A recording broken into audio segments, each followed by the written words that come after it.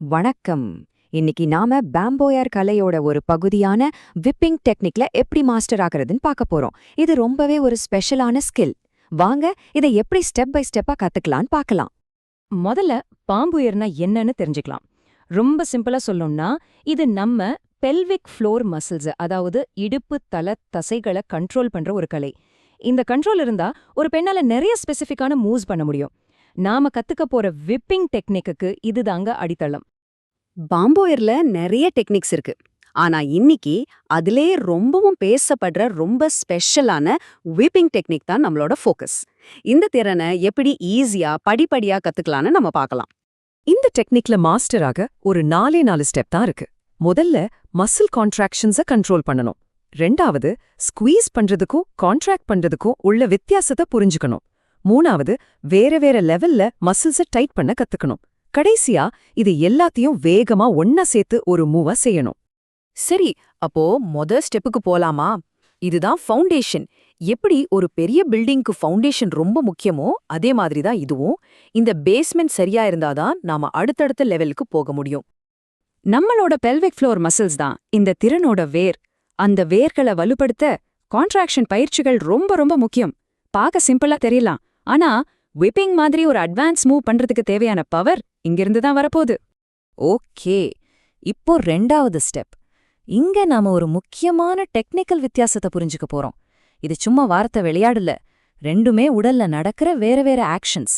இந்த ஸ்லைடப்ப பாருங்க, வித்தியாசம் ரொம்ப தெளிவா புரியும். கான்ட்ராக்டிங், அதாவது சுருக்கிறதுனா உங்க மசில்ஸ மேல் நோக்கி அப்வர்டா லிஃப்ட் பண்றது. இதனால வஜைனல் கெனால் கொஞ்சம் ஷார்ட் ஆகும். ஆனா ஸ்குவீசிங், அதாவது இருக்கிறதுனா மசில்ஸ உள்நோக்கி இன்வர்டா டைட் பண்றது. இதனால வெஜைனல் கெனால் குறுகலாகும், அதாவது நேரோ ஆகும்.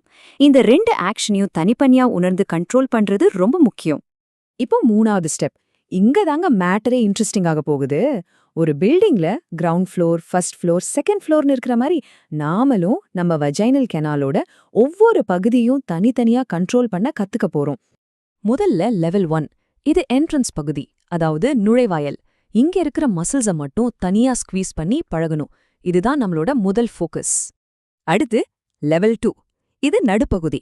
என்ட்ரன்ஸ்ல இருக்கிற மசில்ஸை ரிலாக்ஸ் பண்ணிட்டு நடுவுல இருக்கிற மசில்ஸை மட்டும் டைட் பண்ணணும்.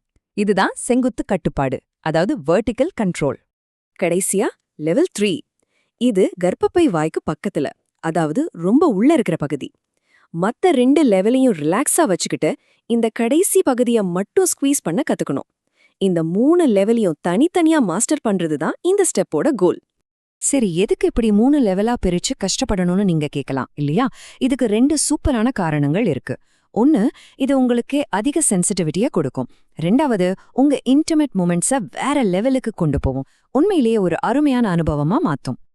ஓகே, இப்போ நாம கிளைமேக்ஸ்க்கு வந்தாச்சு. இதுதான் ஃபைனல் மூவ், விப்பிங்.